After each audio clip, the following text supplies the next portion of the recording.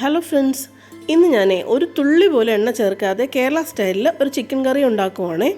ഈ ചിക്കൻ കറി എല്ലാവരും വളരെ ടേസ്റ്റോടെ കഴിച്ചു. അവസാനം ഞാൻ പറഞ്ഞപ്പോഴാണ് മനസ്സിലായത് പോലും ഇതിനകത്ത് ഞാൻ എണ്ണ ചേർത്തിട്ടില്ല എന്ന്. ആർക്കും അത് അറിഞ്ഞു പോലും ഇല്ല. അതെങ്ങനെയാണ് ഉണ്ടാക്കിയതെന്ന് നമുക്ക് നോക്കാം. ആദ്യം ഞാനിവിടെ വെളുത്തുള്ളി, ഇഞ്ചി, പിന്നെ പച്ചമുളക് ചതച്ച് വെച്ചിട്ടുണ്ട്. പിന്നെ നമ്മൾ പൊടികളായിട്ട്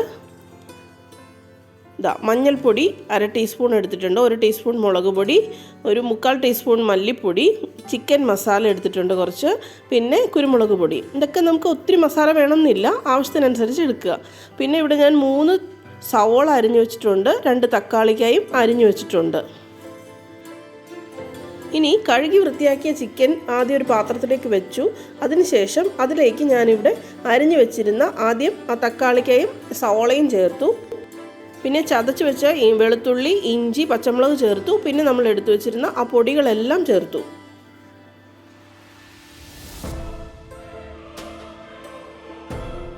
ആവശ്യത്തിനുള്ള ഉപ്പ് കൂടി ചേർത്തിട്ട് ഇത് നന്നായിട്ട് കൈ കൊണ്ട് തിരുമ്മി യോജിപ്പിക്കുവാണേ.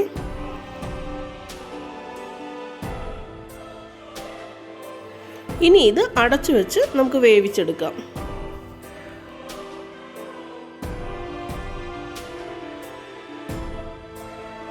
ഇനി അത് ഇടയ്ക്കൊന്ന് നമ്മൾ ഇളക്കിയിടണം. നോക്കിയേ, ഒത്തിരി വെള്ളം അതിൽ നിന്ന് ഊർന്നു വന്നിട്ടുണ്ട്. നമ്മൾ ഒട്ടും വെള്ളം ഇതിലേക്ക് ചേർക്കരുത്. ആ ചിക്കനിൽ നിന്ന് ഊർന്നു വന്ന ആ വെള്ളവും പിന്നെ ആ ചിക്കൻ്റെ ഒരു നെയ്യും ഒക്കെ ഉണ്ടാവുമല്ലോ, അതിൽ തന്നെയാണ് ഇത് കുക്കാവുന്നത്. നമ്മൾ പ്രത്യേകിച്ച് എണ്ണയൊന്നും ഒഴിക്കേണ്ട ഒരു കാര്യവുമില്ല. പ്രത്യേകിച്ച് എന്തെങ്കിലും പച്ചമണം ഉണ്ടാവുകയോ പച്ച ചുവയ്ക്കുകയോ അല്ലെങ്കിൽ മസാലയുടെ കുത്തിലുണ്ടാവുകയോ അങ്ങനെ ഒന്നുമില്ല.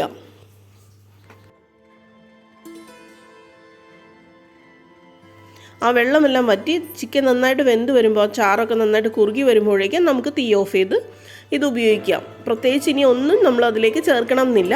പിന്നെ ആവശ്യമുണ്ടെങ്കിൽ നമുക്ക് കുറച്ച് തൈര് വേണമെങ്കിൽ ചേർക്കാം, അത്രയ്ക്ക് സെൻസിറ്റീവായിട്ട് ആ കുത്തൽ തോന്നുന്നുണ്ടെങ്കിൽ. അങ്ങനെ എനിക്ക് പ്രത്യേകിച്ച് ഇതിനകത്ത് യാതൊരു കുത്തലും തോന്നിയില്ലായിരുന്നു. അവസാനം കുറച്ച് മല്ലിയില മാത്രമാണ് ഞാനിതിൽ വിതറിക്കൊടുത്തത്.